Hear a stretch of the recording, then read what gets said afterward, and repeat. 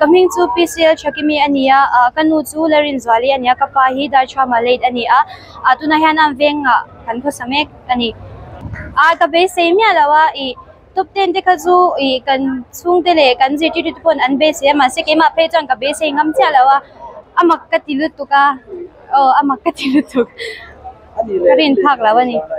kan skula chuanin kan zirdan hi ain angdeu vek maya I atya top 10 lang te an vin te khachu I suggestion po om lawin tian avain kan zir vek I ka thei pa top in ka zira ani mai adar kar angjong tak chuanin nei ka nei chang ka thei pa top in I dar kar level ka mu chuan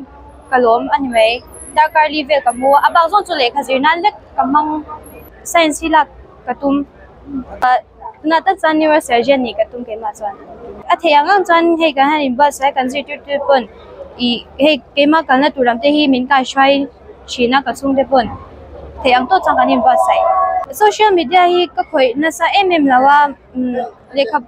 lekha bu nen hanin 50-50 ang veling ka khoi dan join ang reng lekha bu po ka share na sa social media chuma se ka khoi na sa law vacation live I break live veling ka khoi china class 2 chang khan kala to par chau ter kan school a chuan